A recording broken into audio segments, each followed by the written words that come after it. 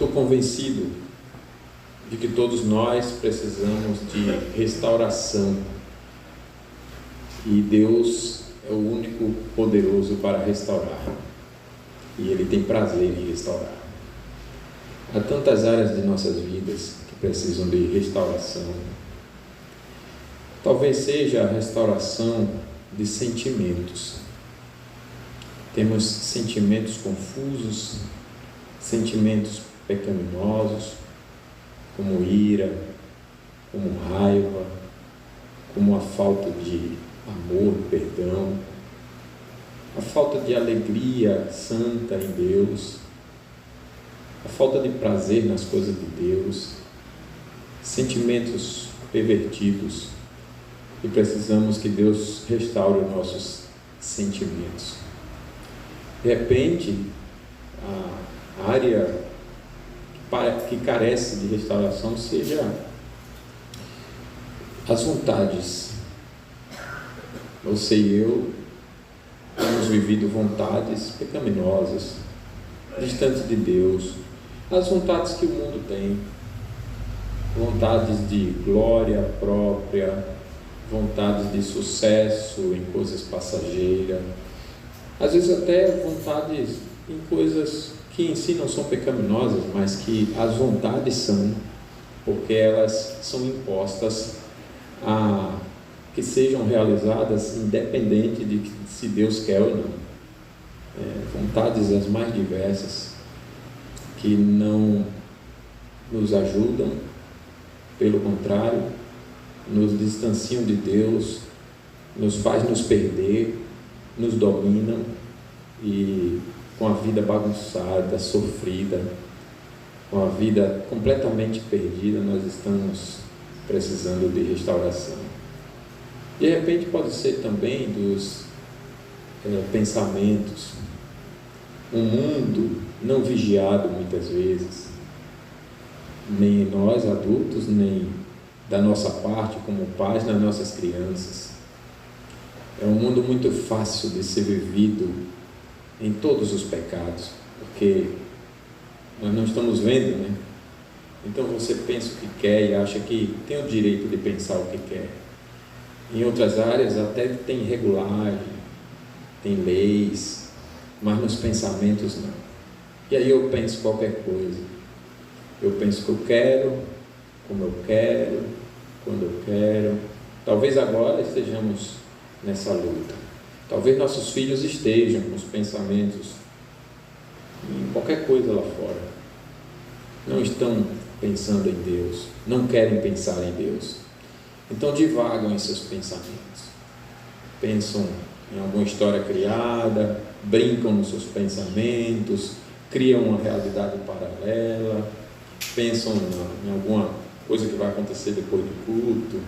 Nós vamos brincar, vamos correr, pensam em alguma coisa da semana, vamos nos encontrar com o primo, com a prima, vamos ter aquele passeio, vamos ganhar aquele presente, vamos comer naquele lugar, e aí vai pensando, e os pensamentos vão levando a pessoa para distante de Deus. É óbvio que isso acontece conosco como adultos. Eu estou usando as crianças já para chamar a atenção delas, mas de repente nossos pensamentos são tantos outros, pensamentos de dúvida, pensamentos pecaminosos de articular e planejar algo ruim, uma proteção do pecado, um prejuízo para a vida de alguém. Pensamentos os mais diversos, pensamentos de que os homens maus é que estão no controle e eles têm a palavra final, de incredulidade, pensamentos duvidosos sobre a palavra, sobre Deus, sobre a igreja, sobre a graça, pensamentos do passado que me perturbam, nos perturbam. Então precisamos de restauração dos pensamentos, e nessas três áreas, sentimentos, vontades e pensamentos, estão resumidas as outras, estão representadas todas as outras, porque o coração é quem emana, é de onde se emanam os pensamentos, as vontades e os sentimentos. O coração é a fonte da vida. E a boca fala que está cheio o coração. Então, essas áreas representam o meu coração. E o que é o meu coração, segundo a Bíblia? Sou eu mesmo. Eu sou o meu coração. É uma forma de representar com uma palavra todo o meu ser. E isso é tão importante a gente pensar onde estamos precisando de restauração e meditar sobre essas coisas dessa forma, meditar sobre como estão os meus pensamentos, como estão os meus sentimentos, como estão as minhas vontades, porque além do que eu já disse, que representam o coração, e o coração é onde nascem as coisas boas ou ruins, as virtudes ou os pecados, as virtudes espirituais ou os pecados. A Bíblia tem um mandamento para o coração. A Bíblia tem um mandamento. A nossa relação com Deus deve ser uma relação onde Deus deve ser amado com todo o nosso coração, todo o coração, de todo o coração. É claro que o mandamento não fala só do coração, ele vai dizer: amarás o Senhor teu Deus de toda a tua força, de todo o teu entendimento, de toda a tua alma, de todo o teu coração.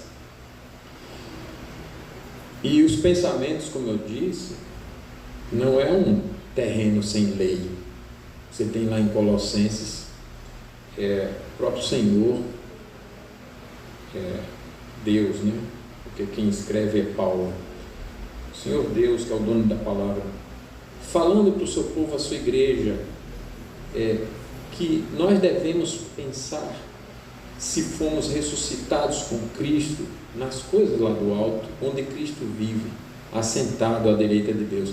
Não é pensar nas nuvens, não é pensar em alguma coisa, um ambiente branco, que a gente chama de céu, segundo as nossas imaginações. Não é isso. Pensar nas coisas lá do alto é pensar no que a palavra revelou sobre Deus. Como quando a gente foi orar, encerrando a nossa escola bíblica dominical, que, abrindo parênteses aqui, quem não tem vindo não sabe o que está perdendo, certo? Pablo, Glaico, os diáconos aí, que é Deus, Daniel, Genival. Genival não estava aqui, é outra situação, né? A questão da saúde, nós estamos orando ali pela saúde do irmão. Quem não veio, o presbítero Wilson, quem não veio não sabe o que está perdendo. Deus tem nos abençoado, tem sido um assunto tão maravilhoso. Por exemplo, a pregação de hoje, quem veio vai ter condições de se alimentar com outra profundidade, né, irmã Isa? Outra profundidade, outra abrangência, certo, Helena? Outra riqueza, até as crianças. Mas quem não, já experimenta de uma forma tão diminuída em relação a quem participou. Mas então, voltando, nós falamos da EBD, mencionamos, porque no final nós fomos orar e a orientação, eu tenho sempre exercitado a orientar os pais, a orientar as crianças sobre a oração. E eu aproveito para ajudar os pais. Eu estava falando para as crianças, nós devemos orar a Deus, e não existe oração falsa. Se é falsa, não é oração. A oração só existe verdadeira, né? Ou você ora ou você não ora. E aí, para orar, eu tenho que pensar em Deus como Deus merece, mas eu não posso pensar em corpo, porque Deus não tem corpo como os homens. Então, como é que eu penso em Deus? Do jeito que Deus se revela. Ele é eterno, ele não é criado, ele é de uma beleza que não tem a ver com os nossos conceitos de beleza visíveis, porque é outro nível, incomparavelmente melhor. Então eu tenho que me humilhar, olhar para a palavra e reconhecer que eu preciso da palavra para ela me fazer ter os conceitos de Deus, de beleza, de maravilha, de prazer, para que além dos meus sentidos naturais, visão, audição, cadê as criancinhas? Paladar, olfato e tato, né, Rafinha? Além dessas capacidades naturais, eu consigo experimentá-lo, porque ele é de uma beleza muito maior e incomparável. Então eu tenho que orar a ele, sem vê-lo, e reconhecendo ele não tem corpo. Ele é tão grande que ele não tem corpo, ele não cabe em nada, mas ele é maravilhoso assim, e eu não preciso vê-lo para conhecê-lo, porque não é uma visão natural, é espiritual. Nós cantamos no Salmo 63 sobre vê-lo, mas é um ver diferente, né? Nós sabemos que Cristo existe, nós aguardamos ansiosamente sua vinda, mas nós nunca vimos Jesus. É claro que nunca vimos, não fisicamente, mas espiritualmente nós sabemos, ele existe, não há dúvida disso, não há dúvida disso. Então você vê por essas coisas o quanto nós precisamos ser restaurados de pensamentos, de sentimentos, de vontades, todo ser. E na nossa vida, nessas áreas que representam todas as outras, explicam como nós temos vivido, explicam o porquê somos como somos, inconstantes, desanimados, indiferentes, desobedientes, orgulhosos, rebeldes, contumazes, insensíveis, sem virtudes espirituais, porque somos dominados por sentimentos, vontades e pensamentos do mundo, da nossa velha vida, do antigo padrão de viver, do antigo estilo de vida, e que por algum motivo, após a conversão, e aqui não quero dizer que todos que estão vivendo assim sejam não crentes, quero crer que todos são, mas que também é possível crentes se afastarem de Deus, como a igreja de Corinto viveu, e viveu uma vida sem lucro espiritual, sem ganhos espirituais, uma vida pobre, espiritualmente falando, medíocre, porque o mundo está influenciando nossa maneira de ver, pensar, sentir, viver, planejar e realizar, porque nós estamos nos submetendo a isso. Não há desculpas. Daniel estava na Babilônia, e nem por isso viveu o estilo, e o padrão, e os pensamentos, e as vontades, e os sentimentos da Babilônia. Então não precisa que nós sejamos tirados do mundo para viver a santidade. Já foi a oração de Cristo, e ela está sendo ouvida nos 4 cantos da terra onde tem crente. Qual a oração? Pai, não peço que eu os tire do mundo, mas que os livre do mal.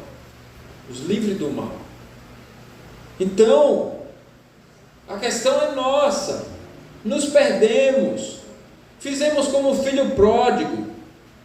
Abandonamos a casa do Pai, a comunhão com Ele, a relação, o cuidado, o privilégio de ter tudo o que precisamos e não ter falta de nada. Abandonamos, e o afastamento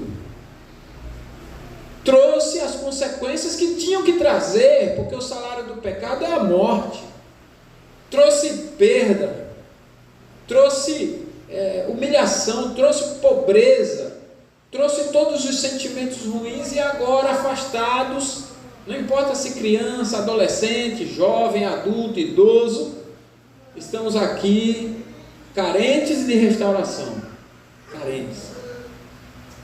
E como dissemos na EBD, repetimos aqui, que por mais que a carência seja do mundo inteiro, aprove a Deus na sua soberania, aqui nessa igreja presbiteriana do Tijuco, escolher a nós, para este dia, cultuarmos a Deus, da maneira de Deus, e ouvirmos a maravilhosa mensagem de Deus, de que Deus é poderoso para restaurar, só Ele, e que Ele tem prazer em restaurar. que Ele não mandou seu Filho para destruir o mundo, que Ele poderia, se quisesse, não seria mal por isso, tirar-nos da mente dEle, direto para o fogo eterno. Poderia, mas Ele não só não fez, como nos criou imagem e semelhança dEle, com um privilégio, portanto, muito mais elevado do que os anjos. O problema é que Adão caiu antes de conquistar a vida que era para ser vivida, se ele obedecesse voluntariamente a exigência da lei do Éden. E não obstante a queda, ele que não tinha Deus, obrigação nenhuma de mandar Jesus, o seu único filho, que também é Deus, em nada diferente do Pai e do Espírito quanto ao ser, mas não sendo a mesma pessoa ou as mesmas pessoas, ele é enviado pelo Pai para encarnar, porque fomos nós que pecamos contra ele, e nos encontrar perdidos, como o filho pródigo é encontrado perdido pela palavra do Pai, quando ele diz: pequei contra Deus e contra meu Pai. E quem disse aquilo para ele? Quem ensinou aquelas palavras? Porque as palavras estavam lá, porque é a palavra de Deus, quem é enviado por Deus para encontrar o pecador perdido e restaurá-lo. E toda essa mensagem de Deus e tudo isso que eu estou tentando resumir aqui para vocês, Deus escolheu para que ouvíssemos hoje e nos ensinar. Ele é poderoso para restaurar e Ele tem prazer em restaurar. Se Ele não quisesse, Ele faria. Ele não quis salvação para os anjos que caíram. Essa mensagem é clara para mim e para vocês. Os anjos que caíram e não recebem perdão, está Deus dizendo para nós, a partir dessa evidência clara, de que Ele poderia, se Ele quisesse, não nos perdoar, mas Ele tem prazer em perdoar. Ele tem poder, só Ele tem. Foi Ele o ofendido, e Ele escolheu perdoar, e seu filho já morreu, ele já foi crucificado, ele já cumpriu a lei, ele já ressuscitou, ele venceu a morte, de maneira que Paulo fez uma bela canção, que é a palavra de Deus, digna de toda aceitação. Onde está, ó morte, a tua vitória? Onde está, ó morte, o teu aguilhão? E Paulo não foi com o envelhecimento e as enfermidades do corpo e as prisões para a sepultura, lamentando e com medo da eternidade, não. Paulo foi cantando: onde está a morte? E zombando da morte, e dizendo para a morte: você foi vencida, a morte morreu, e eu estou indo para o céu. Combati o bom combate, terminei a carreira, guardei a fé, e agora a coroa da justiça, que foi preparada para mim, me será entregue. Eu estou indo recebê-la, porque a graça me alcançou. Isso é maravilhoso, isso é maravilhoso. E Deus escolheu a mim e a vocês para hoje, para que nós tivéssemos a oportunidade de sermos restaurados. A gente olha para a vida de Jesus e os milagres que Ele fez. Quem precisou de restauração em qualquer área procurou Jesus e não foi restaurado? Ninguém. De todas as circunstâncias, ninguém. Enfermidades físicas, as mais diversas, lepra, alguém coxo, cegueira, mudo, o surdo, e casos até de a pessoa morta. A escravidão espiritual em todas as áreas, até sendo possuída por espírito maligno, 1, 2, 100, milhares de milhares, Como é o teu nome? Legião, porque somos muitos. E aí usa esse termo porque eram milhares. E você fica se perguntando sobre essas coisas. Como pode uma pessoa ser habitada por milhares de espíritos malignos? Como pode isso? Mas eram milhares. E quando essas vidas todas destruídas, perdidas, distantes de Deus, como o filho pródigo, lá no lamaçal, sem ter o que comer, humilhado, sem identidade. Como é seu nome? Legião. Legião não é nome, mas perdeu a identidade. Quando essas pessoas chegam para Jesus, todas elas são restauradas, como que por um sopro. E eu cito isso porque eu lembrei aqui agora que quando Jesus voltar, diz Apocalipse, exaltando o poder de Jesus. E eu gosto de dizer isso para as crianças, né? Jesus, quando voltar, todo o império do mal, todo, Satanás, seus anjos, o mundo todo, serão todos destruídos com o sopro da boca dele. Um sopro para mostrar a soberania. Pai, isso é literal? Eu acho que não, filho. Mas que vai ser como se fosse, com certeza. Ele vai destruir facilmente. E assim eram os demônios que chegavam perto de Jesus: Senhor, e clamavam: já vieste nos atormentar antes do tempo? Eles já sabem que tem um juízo, eles sabem quem é Jesus. Vieste nos atormentar antes do tempo? Porque Jesus é o poderoso de Deus, Ele é o que Ele diz que é mesmo. E compadecido da nossa incredulidade sobre o seu poder restaurador e a sua salvação, que vem restaurar não só pessoas, pecadores, mas todas as coisas. Todas as coisas. Para as irmãs aqui que não gostam de insetos, aqueles peçonhentos, no céu não vai ter inseto, irmão. Ele vai restaurar todas as coisas. No céu não vai ter lixo, não vai ter casa de aranha, teia de aranha, né? Não vai ter serpente venenosa, não vai ter barata. Ontem todo mundo foi dormir depois daquela maratona aqui limpando a igreja, e saiu à noite. E aí quando está todo mundo dormindo, eu chego no sofá. Ainda bem que minha voz é grave, né? Mas eu quase dou um grito fino. Me entra uma barata lá. Que miserável essa barata vem fazer aqui, rapaz. E eu estou lá concentrado no sermão. Eu digo, não é possível, isso não é de Deus, não. Estou lá e vem a miséria da barata. E a nossa casa, eu já falei, né? O vidro aqui da sala.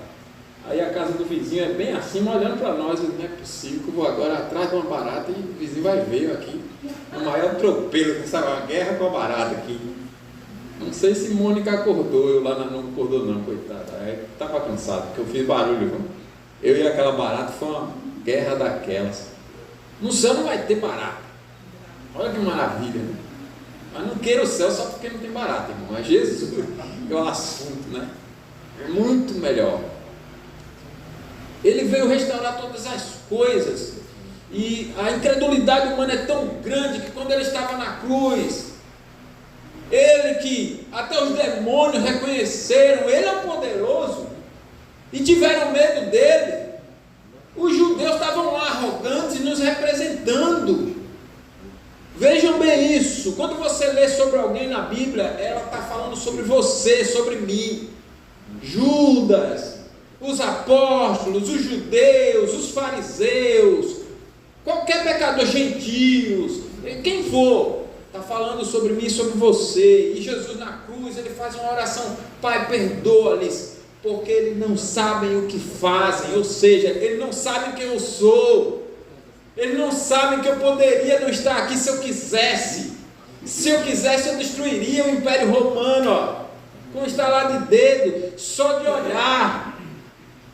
Porque foi isso que o anjo enviado para Daniel disse. É essa salvação que ele está falando aqui. Verso 24: 70 semanas estão determinadas sobre o teu povo e sobre a tua santa cidade, para fazer cessar a transgressão, para dar fim aos pecados, para expiar a iniquidade, para trazer a justiça eterna para selar a visão e a profecia e para ungir o Santo dos Santos. Está determinado um tempo, depois do momento da contagem desse tempo, 70 semanas.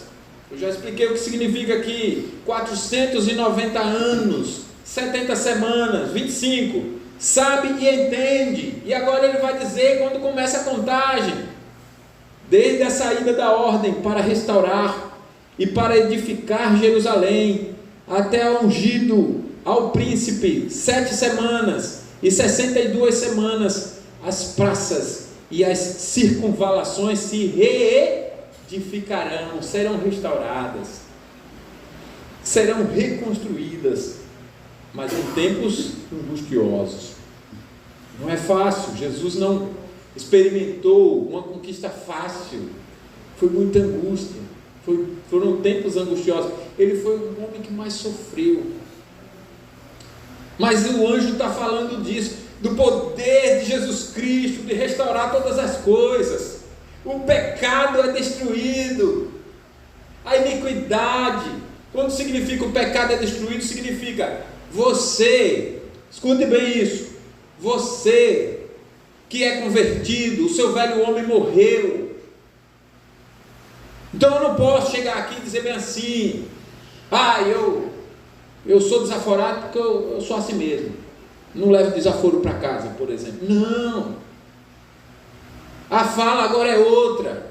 Eu fui desaforado, eu não levava desaforo para casa, mas Jesus matou aquele homem. Eu agora sou um novo homem em Cristo Jesus. Eu agora ando em novidade de vida. Eu sou uma nova criatura. Eu não tenho prazer, pelo contrário, eu tenho vergonha de quem eu fui, mas eu tenho prazer e honra de quem eu sou. Aquilo passou.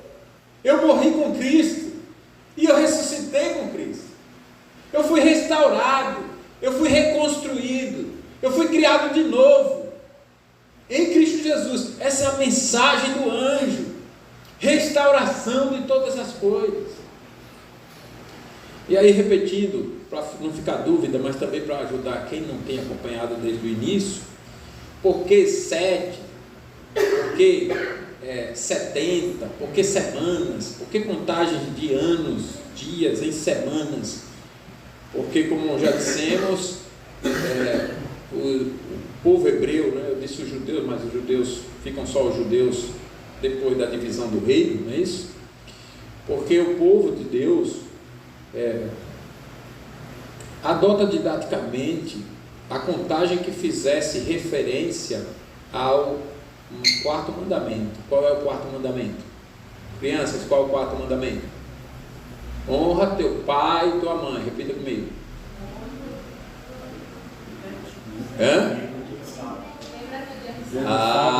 Lembra-te do dia de sábado. Vamos lá. Lembra-te do dia de sábado para o santificar. É o descanso espiritual. Não é lembra-te do sétimo dia, como dizem os adventistas. Não. Nem os judeus sabatistas. É lembra-te do dia de sábado. Traduzido, transliterado assim, mas a palavra é ou sabá ou shabá, dependendo se você vai usar o sim ou o shin lá do hebraico, né? Shabá ou sabá, sabat, que é descanso. Mas qual o sentido de descanso? De deleite, como aquele livro O Dia do Senhor explica, né? É quando acontece a feira da alma. Quando a gente vai para a feira, a gente compra, a gente lucra quem vende, lucra quem compra. É o lucro da alma. Você está lucrando porque você está tendo prazer. Deus descansou no sétimo dia. Como? Se ele não se cansa. Então é o seu prazer. E o primeiro dia de vida do ser humano, já que ele foi criado no sexto dia, o primeiro dia inteiro de vida é o sétimo dia, né? É o descanso, melhor dizendo, é o descanso. É o primeiro dia de vida do ser humano. O ser humano não foi criado no primeiro dia da criação. Primeiro, tempo, espaço, terra e luz. Segundo, atmosfera. Terceiro, terra seca e planta. Quarto, sol, lua e estrela. Quinto, animais marinhos, peixes, animais terrestres, peixes e também as aves. Sexto, animais terrestres. E os primeiros pais, Adão e Eva. E no sétimo, capítulo 2, concluiu e descansou.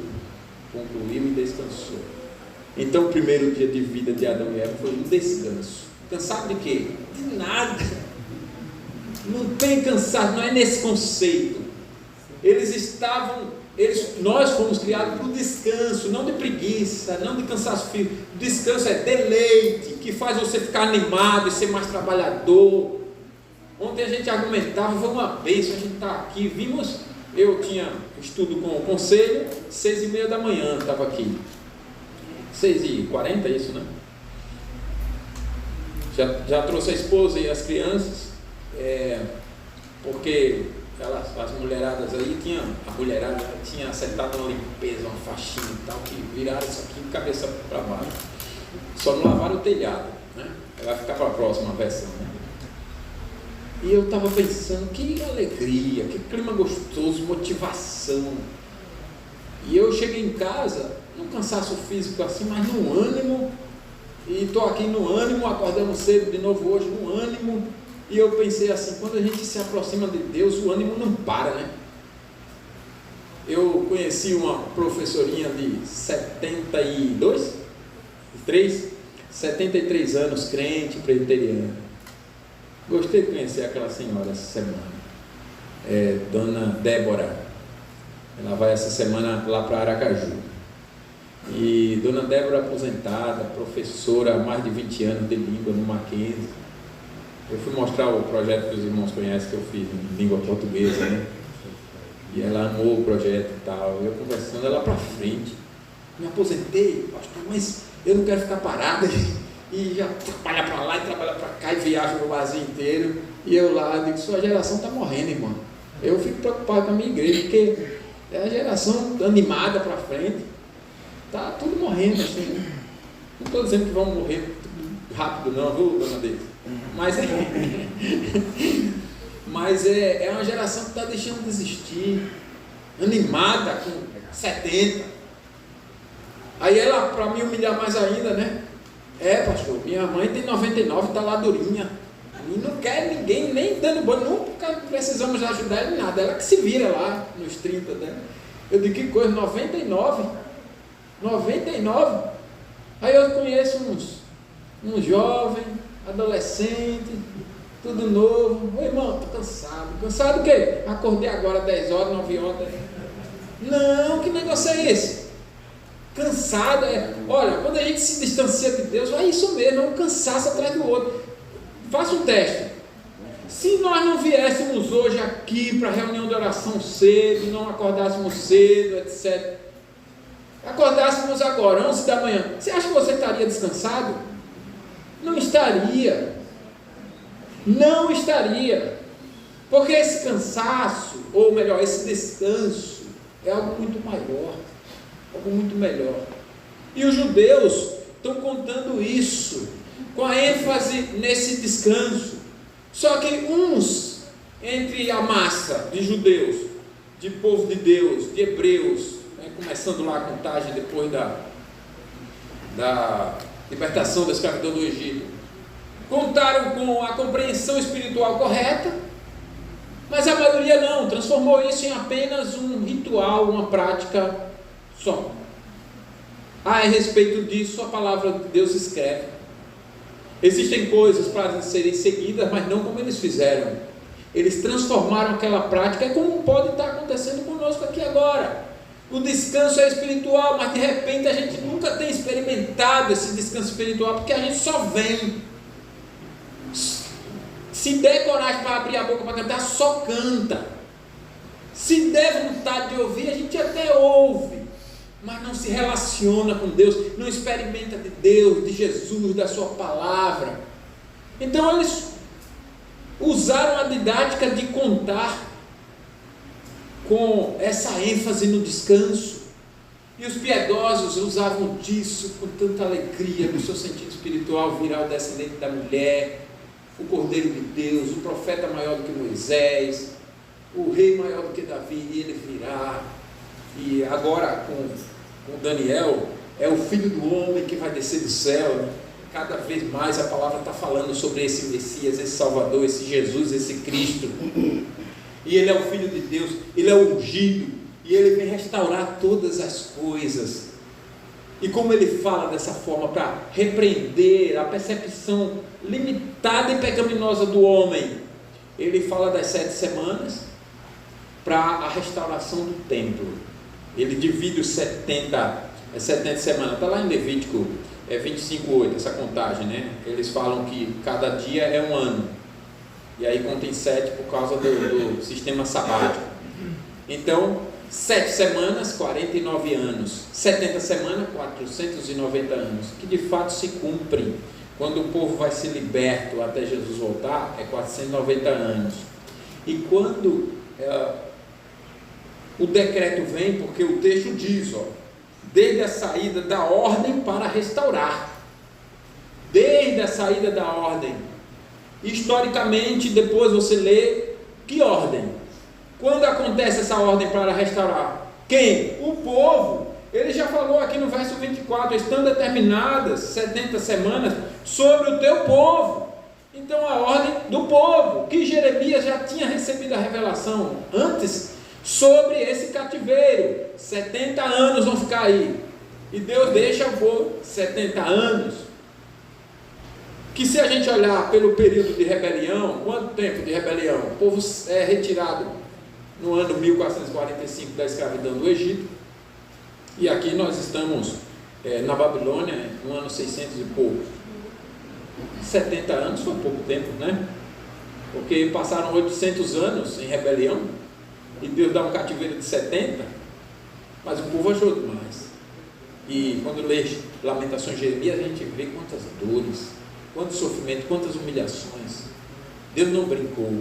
E ainda diz o texto, no próprio texto de Daniel, no livro de Daniel, que o povo sofreu como nenhum outro povo tinha sofrido. Deus fez com aquele povo ali naqueles 70 anos o que não fez com nenhum. É claro, portanto, que aquela mensagem repetida por todos de Jeremias e depois redescoberta por Daniel, quando ele pesquisa o livro de Jeremias e verifica e conclui, é 70 o tempo do cativeiro. É claro que se cria uma expectativa nessa restauração. Nós vamos sair, e ainda vem o anjo e diz que vai sair mesmo, e vai sair para restaurar. Haverá um decreto para essa libertação, para restaurar.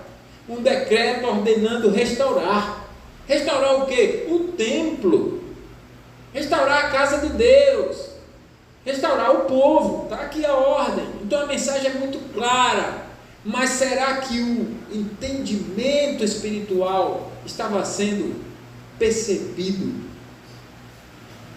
por todo o povo? Então o anjo vem e explica. Olha, quando sair a ordem, cumprindo os 70 anos, ainda virá 490 anos.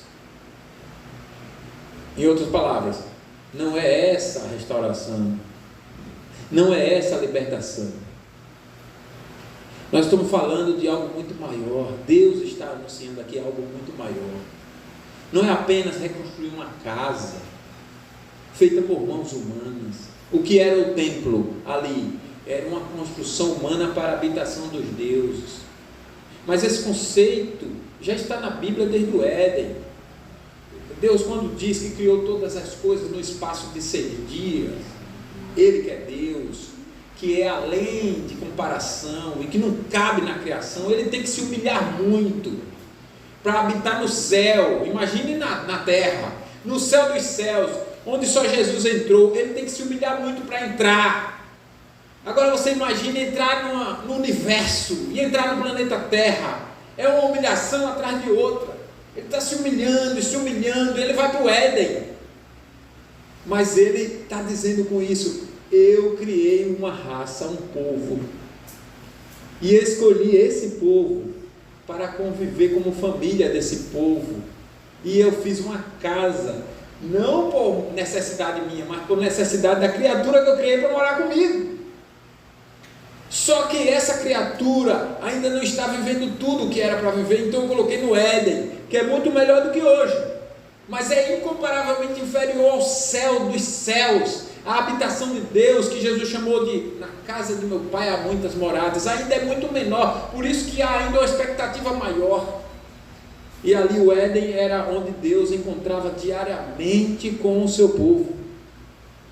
Diariamente na viração do dia, passeava no jardim, para anunciar e representar algo muito maior, mas que Adão não conquistou. Aí Deus mesmo assim vem a essa realidade agora de pecado e passa essa mensagem ao construir um tabernáculo, ou então em alguns momentos antes disso, nos altares que são construídos, e Deus se faz presente ali, para dizer: eu estou querendo habitar com vocês. Só que a linguagem é o tabernáculo, algo muito humilhante, frágil. Olha como o glorioso está se humilhando. Essa é a mensagem, e ela é tão real que depois o Novo Testamento vai dizer que Jesus, quando encarnou, ele tabernaculou, ele se tornou uma tenda. Não, está falando de habitação, de templo. Então, do tabernáculo se evoluiu para uma construção gloriosa do templo, suntuoso, com toda aquela glória de Salomão, mostrando a intenção de Deus, de querer trazer o homem de baixo para cima, da sua humilhação para a exaltação com ele. Mas o ser humano insiste em queda, e aí perde toda aquela glória, 400 anos quase depois da construção com Salomão, em 996, e o povo vai se encontrar agora aqui nesses 70 anos, humilhados, sem o seu templo. Só que, como eu disse a vocês, uns tinham entendido o sentido espiritual, mas outros não, do que era o templo, da presença de Deus ali. Não tinha aquele povo a facilidade que nós temos hoje, ainda que a adoração seja em qualquer lugar, mas se experimentava de Deus e se percebia a presença de Deus no Santo dos Santos, no templo. Então o anjo é enviado por Deus para corrigir esses pensamentos de que aquela libertação da Babilônia era apenas sair da Babilônia e construir uma casa. E propositadamente, dos 49 anos, ou seja, 7 semanas, eles só conseguem cumprir 46. E em 46 eles completam a obra. Só que era uma obra inferior. Os mais velhos que conheciam o antigo templo, quando olharam, choraram. Isso não é a casa de Deus. Isso não é a glória antiga. E eles não entendiam ainda. Mas Jesus foi explicar. Quando lá em João 2, nós lemos já aqui, especialmente destacamos 19 e 20, Jesus disse que destruiria o templo e o reconstruiria em 3 dias. Ou seja, se cada dia é um ano e eles cumprirem 46, 3 dias de ministério, 3 dias significam os 3 anos de ministério, ele cumpriria toda a obra de Deus, destruindo uma antiga aliança, um antigo templo, e se fazendo templo conosco, onde ele faz da sua igreja o seu corpo, e nós, como pedras vivas dessa construção, onde o Cristo é, como dissemos semana passada, a pedra angular, esse edifício vivo, essa casa espiritual é casa de Deus. Por isso que a palavra de Deus diz: não entristeçais o Espírito de Deus. Por isso que ela diz: vós sois templo do Espírito Santo. E estava certa a Luana quando disse para a Gabizinha ontem, quando tirou a roupa, não foi aqui? Não faz isso, mulher, você é um templo do Espírito Santo. É isso mesmo, é um templo, só que tem que ensinar o que é templo. Senão ela não vai entender. A Gabizinha não está nem aí, está descansando no Senhor. Tem a tia ali segurando ela, então, de gêmea, né? A tia e a mãe. Somos templos do Espírito Santo, todos. Se somos de Jesus, todos, não importa se é o bebezinho, agora pode dizer com alegria, né? Não importa se é o bebezinho, tem mais alguém grávido ou grávida? Não, né? Não importa se é o bebezinho lá no ventre da Dalila, por quem tanto oramos, não importa. Quem Deus salva não pode estar no ventre, já é templo do Espírito Santo. Converse com ele, isso, ora assim, já Deus, põe a mão em cima, meu filho ou minha filha, isso é templo do Espírito Santo, isso é de Jesus, comprado, lavado por Cristo, restaurado por Cristo. E Jesus fala sobre isso. Ele não cita à toa, eu vou destruir esse templo e eu vou restaurar. Mas o que é que ele está restaurando? Não é só sistema religioso. O que ele está restaurando é nossas vidas e todas as coisas. Todas as coisas. Ele veio restaurar todas as coisas. Por isso que em outro lugar a palavra vai dizer que a natureza geme e suporta angústias, como se estivesse em parto, aguardando a vinda de Cristo. A natureza está desejando, diz a linguagem, diz o texto, a volta de Cristo, quando ela será liberta do cativeiro, por causa de quem a sujeitou, que fomos nós. Mas Jesus é o segundo Adão, ou seja, o segundo representante da humanidade.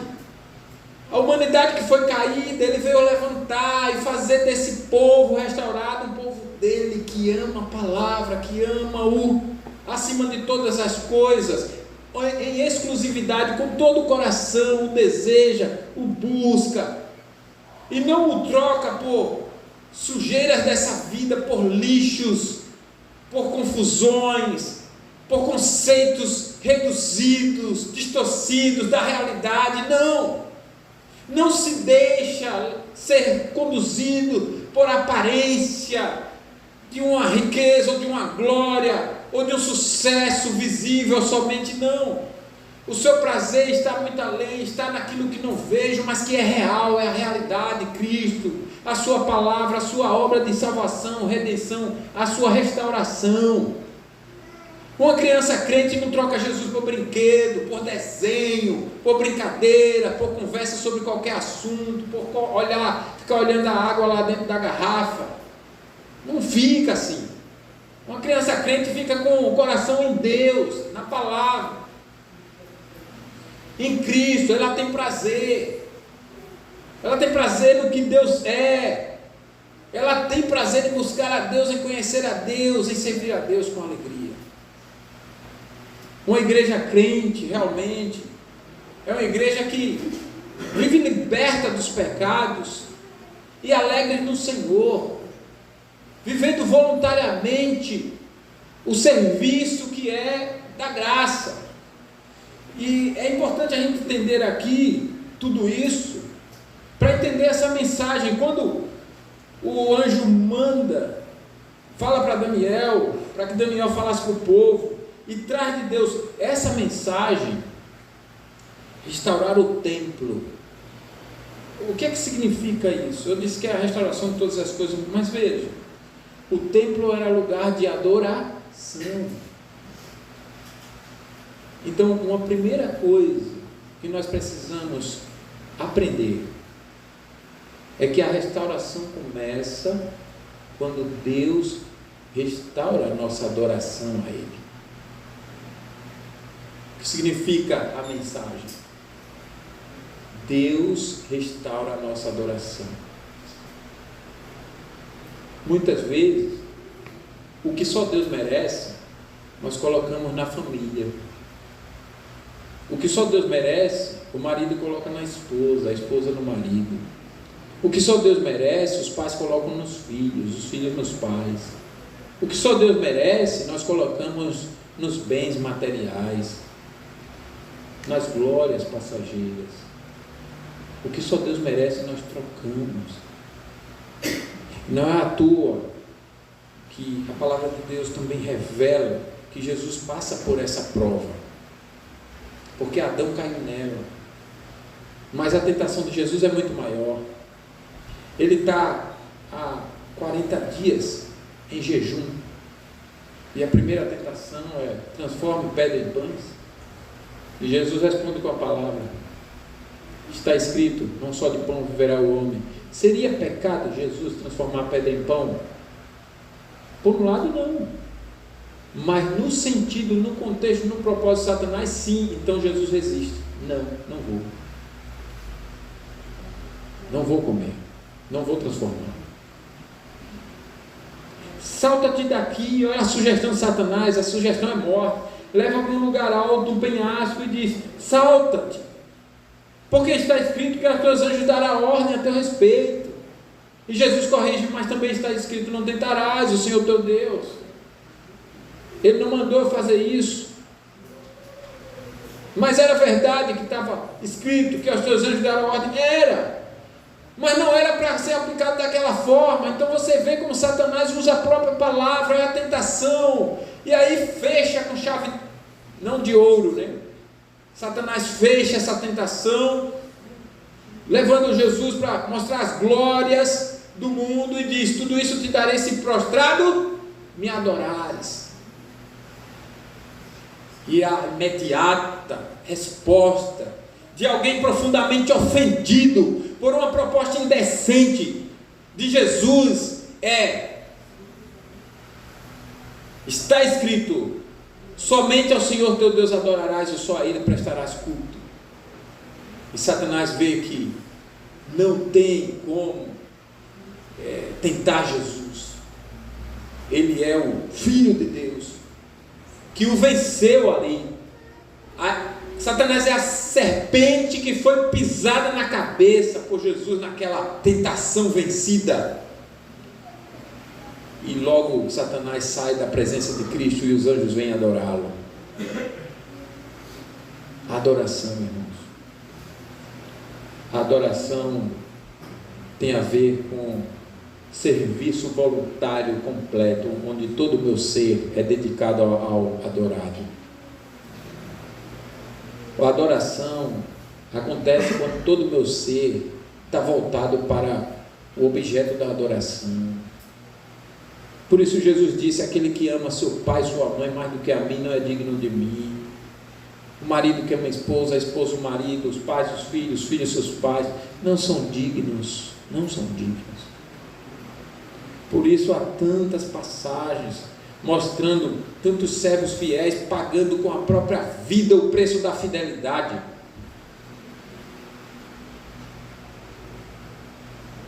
Os servos profetas fiéis morreram porque muitas vezes falaram a palavra com fidelidade. O próprio Daniel foi para a cova dos leões, seus amigos para a fornalha de fogo sobremaneira acesa, e não foram mortos porque Deus os livrou dali. E Jesus não foi para a cruz à toa. O ser humano, em seu ódio, em sua idolatria, sua adoração a tudo que é contrário a Deus. E o que é ser povo de Deus? Alguém restaurado disso, na adoração. Ela não adora o que o mundo adora. Deus não é prioridade, é mais do que isso, é exclusividade. Ele não é o mais importante, Ele é o único. Eu não fico dividindo o meu culto com Deus e a riqueza. Não se pode servir a dois senhores. Ou você terá que aborrecer a um ou a outro, amar a um ou a outro. E assim é a vida do crente. Essa é a restauração que Jesus veio trazer. Você está restaurado? Você está restaurado? A sua adoração é fiel e verdadeira?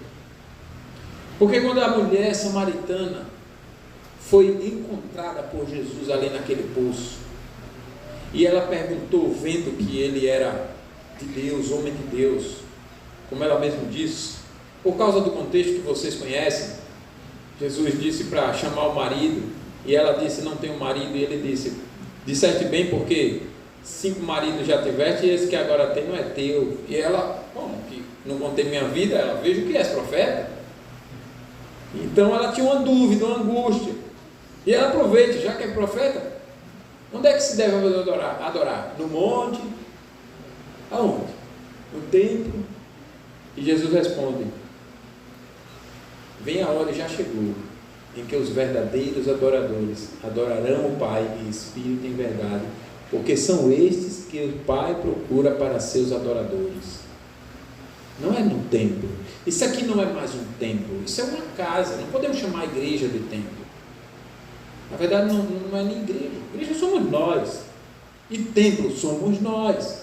Aquele antigo sistema de culto, aquela antiga aliança já passou, se cumpriu em Cristo. Cristo é o templo. Ele é o Emanuel, ou seja, o Deus conosco. E Ele nos fez templos do Espírito Santo. Eu é que sou templo, você é que é templo. Nós somos templo. Então, a primeira verdade que devemos estar experimentando visivelmente e interiormente é de adorar a Deus em espírito e verdade. Aqui no culto e durante todos os dias da semana. De uma vida que que trata a Deus como Ele merece, que vive na dependência da graça.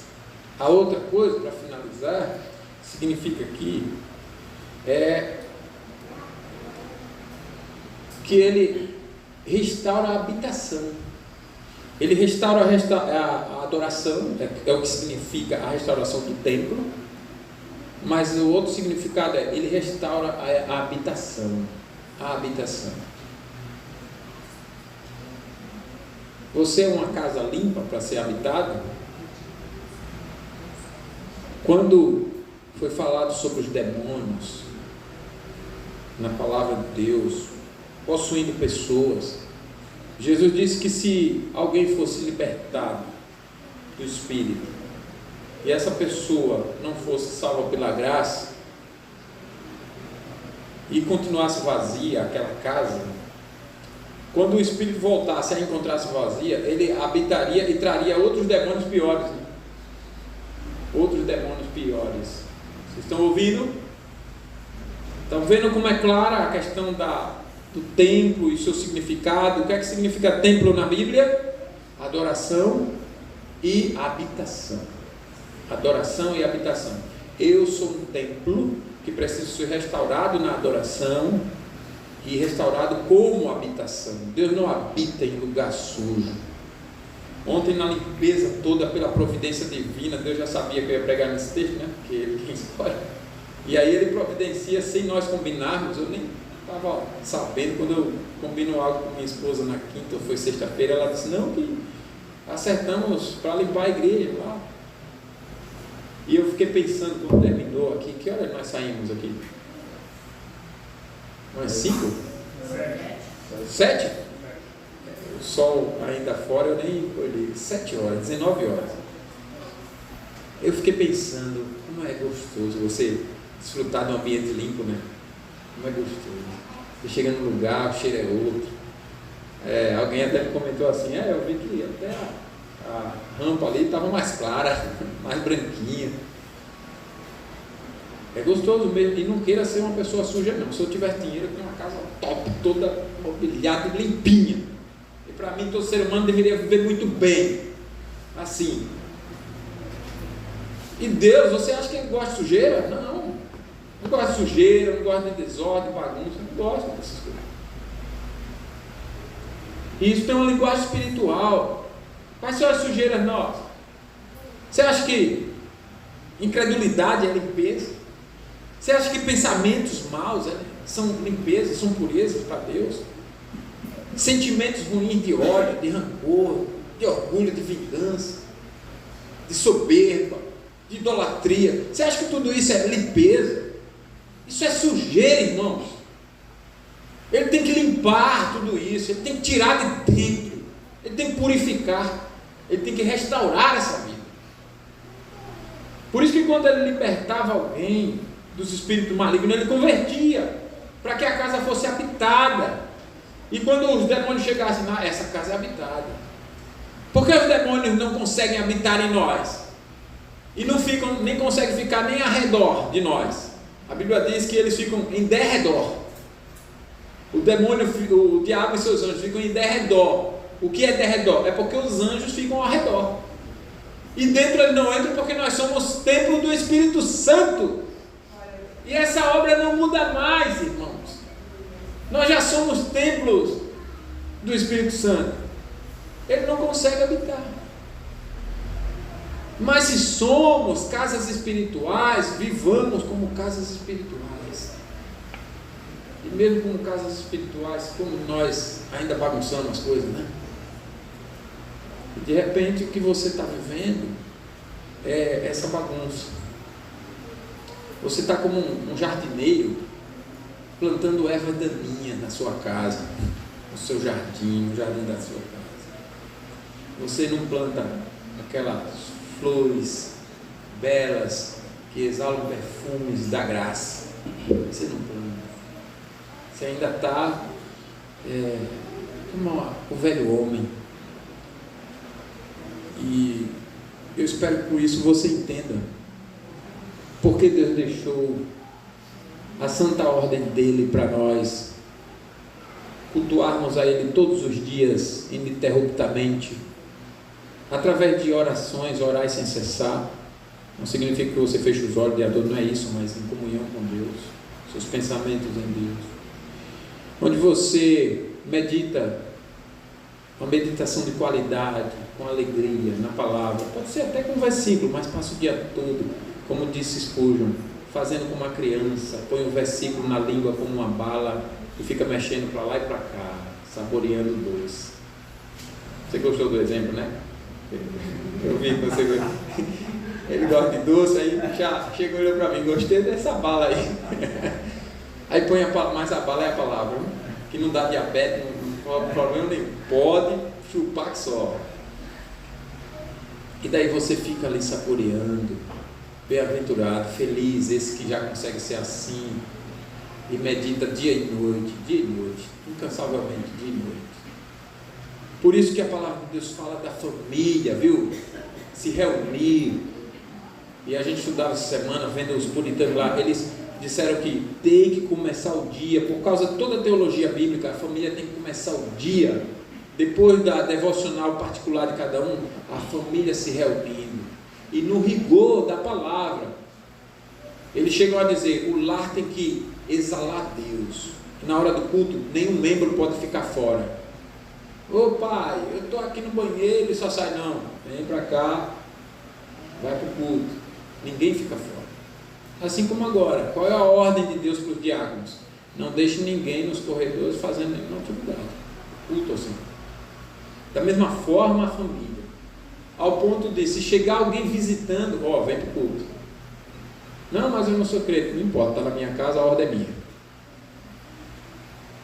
E é por isso que eles falam, no dia do Senhor, não convide ninguém de fé diferente para a sua casa, senão vai bagunçar. Vai bagunçar. A gente já tem a nossa luta aqui, a gente vê que no almoço a gente fica lutando para o assunto não entrar outro, e termina às vezes entrando e a gente luta e tira e põe, e vai assim, não é assim? Uma luta. Aí depois do almoço, à tarde, aquela luta. Mas também quando engrena uma conversa sobre Deus, aí a gente mente, um fala e outro fala, um se alegra, outro se alegra, e tudo mais. Porque Deus nos restaurou na adoração e na sua habitação.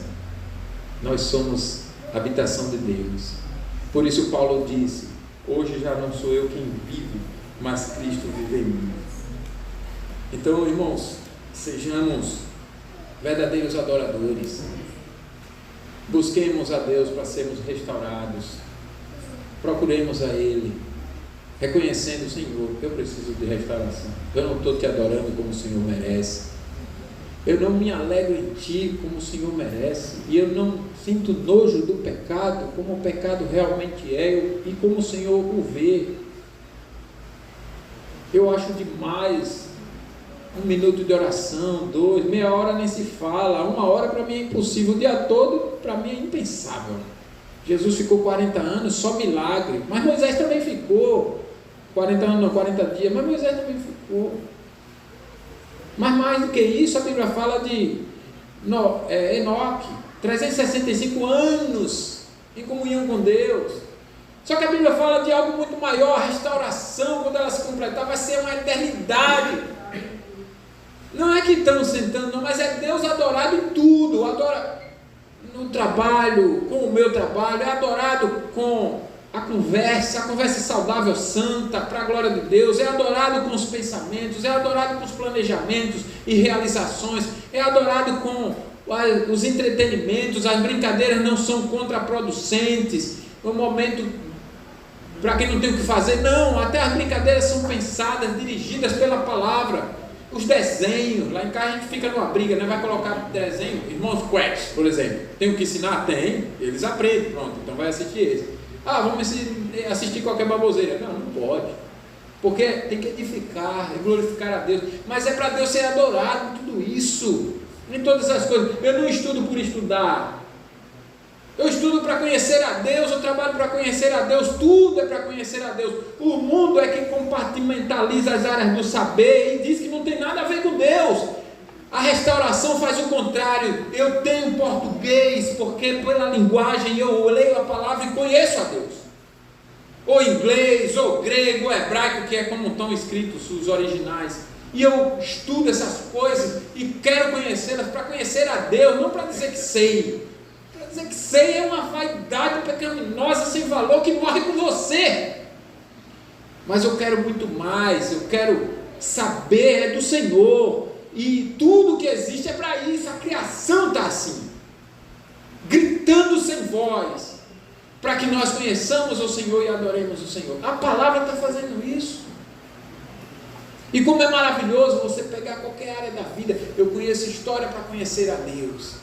Eu estudo essa coisa aqui dos judeus, das semanas, não sei o que, história, para conhecer a Deus, para saber qual é a mensagem de Deus, para ver como Deus soberanamente administrou a história.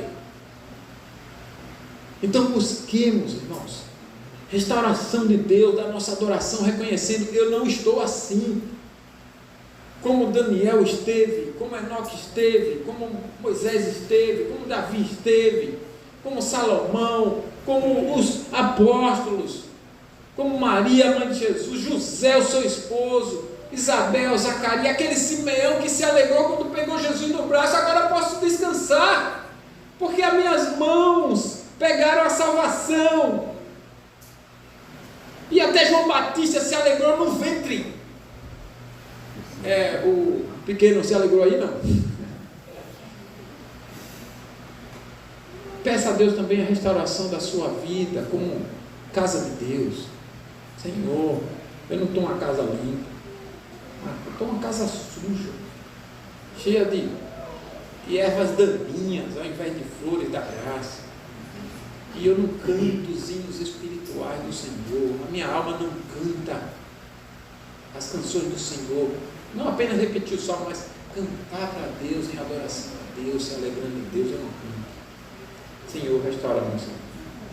Feche seus olhos, nós vamos orar ao Senhor, pedindo justamente isso. Senhor, restaura nossas vidas.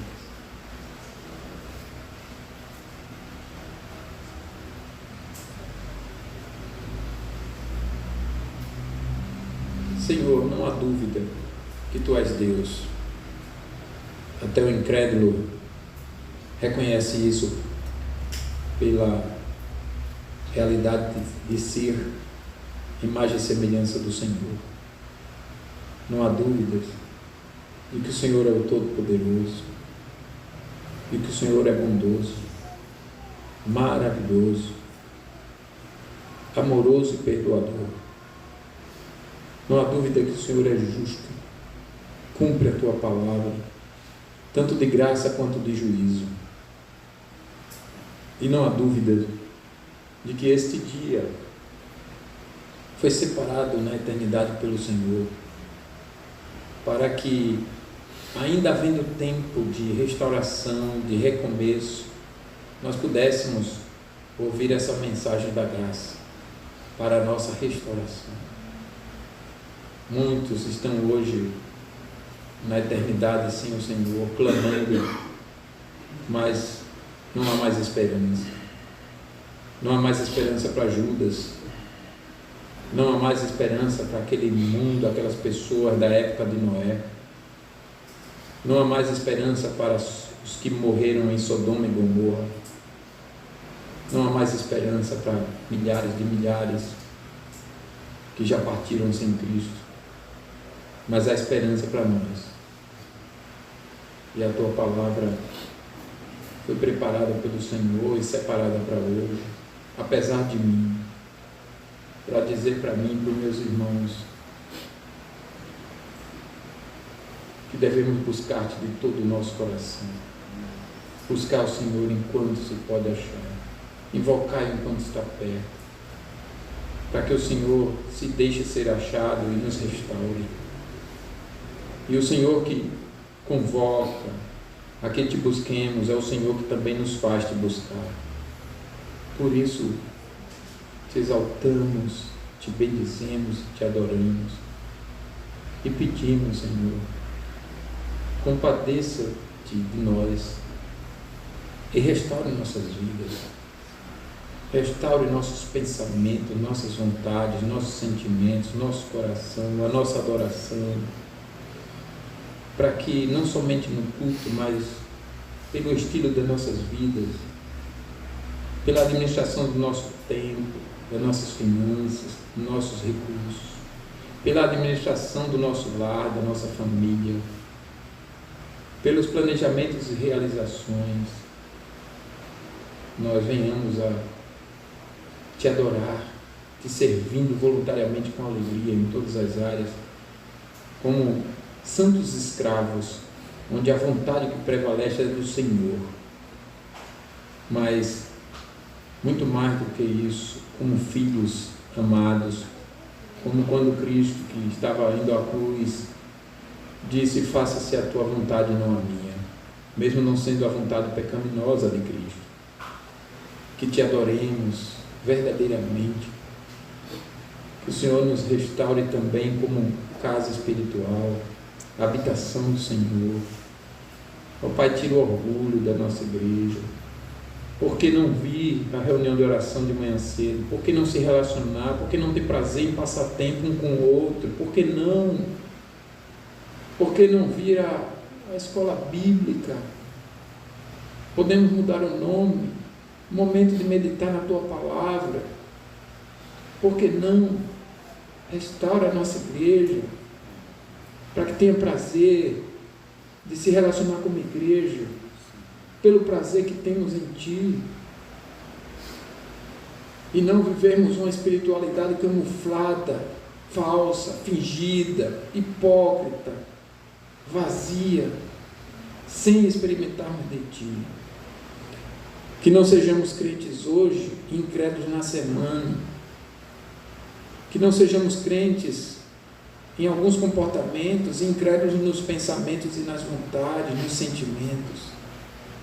Santifique-nos em tudo. Sejamos as habitações do Senhor, pedras vivas. Restaure-nos, Senhor. Restaure a igreja presbiteriana do Brasil. Nós tivemos uma igreja participando do carnaval, usando o argumento de que é evangelizar e fazer a tua obra, cedendo às ardilosas argumentações do diabo e do pecado, Senhor. Quando a tua palavra fala para fugir do mal e da aparência e não se expor à sensualidade, e essa festa pervertida não é lugar de crente. Restaure, Senhor, as nossas vidas, e que nós, ainda que um grupo pequeno no mundo fosse o caso, continue fiel, que nós sejamos contados entre esses, não sejamos como a maioria. Se a nossa igreja, como igreja no Brasil, está se corrompendo, que o Senhor nos tenha misericórdia de nós e nos sustente, nos restaure, nos mantenha firme, que não nos acovardemos e caminhemos para a mesma corrupção. Restaure as nossas vidas. Restaure, Pai, o Brasil.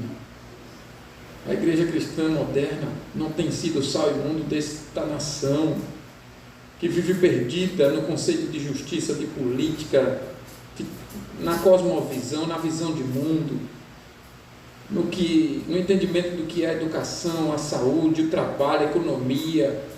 É tudo sempre para o mal, para as injustiças, para a perversidade. Não há uma decisão dos homens que sejam justas e boas. E nós clamamos a Ti porque o Senhor é o Senhor da história. É o Senhor quem subjuga os reinos, quem tira e quem põe. O Senhor destruiu a Babilônia, a Grécia, o Império Medo-Persa, Roma. Os impérios do mal passaram. E nós sabemos que a Tua restauração está em processo. E um dia Jesus virá. E todas as dores, sofrimentos, os choros serão passados, mas somente para aqueles que forem por Ti restaurados. Por isso pedimos, restaure-nos todos, e que Te adoremos nesse dia, ainda que encerrando esse encontro, como o Senhor merece. Que continuemos desejando o Senhor, pensando no Senhor, falando sobre o Senhor, até a noite, e que seja um desejo incansável e uma prática também incansável. Tenha compaixão de nossas crianças também, que tanto pecam nessas áreas. E nós ensinamos e falamos. Tenha compaixão delas. Que nós oremos com elas e por elas, o dia todo, todos os dias. Que elas vejam que nós confiamos na oração, confiamos em Ti, confiamos na Tua palavra, e elas aprendam a Te adorar, e a orar ao Senhor e a Te buscar. É o que pedimos ao Senhor, em nome de Jesus. Amém.